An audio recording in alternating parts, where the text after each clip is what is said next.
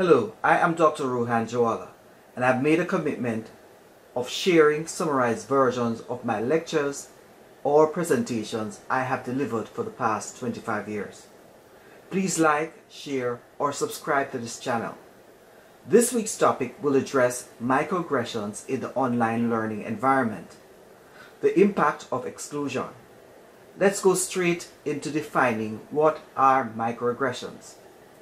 Microaggressions are everyday verbal and environmental slights, snubs, or insults, whether intentional or unintentional, which communicate hostile, derogatory, or negative messages to targeted persons based solely upon their marginalized group membership. Let us consider these examples and the impact each situation can have on online students. Using the term illegal immigrant in your class with a population that has international students and possible undocumented students. Using examples within the online class that can be offensive to a particular group in the class. Disregarding religious practices and important cultural observance. Setting low expectations for students of a particular ethnicity or background. Microaggressions can have negative impact. Some associated negative psychological impact of microaggressions include, but are not limited to, anxiety, depression, diminished confidence, helplessness, loss of drive, and diminished cognition. While I will not go in depth into the health and psychological impact of microaggressions, I must mention the research by Columbia University, which highlights the health and psychological impact of microaggressions.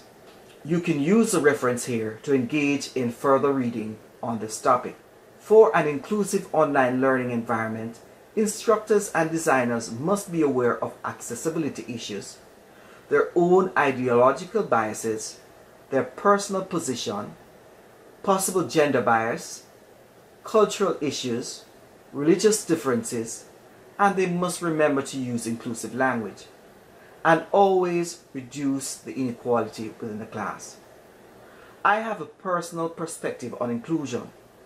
For an inclusive class design, that is, the instructor must engage in critical reflective practice. This makes a connection to my critical reflective inclusive pedagogy framework, which I created back in 2017. If you want to look further at this diagram, please pause the recording.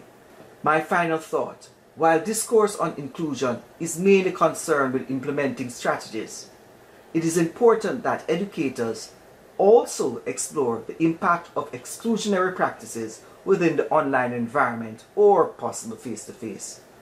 Please feel free to like, share, or subscribe to this channel. I look forward to presenting you another topic next week. Thanks for joining me.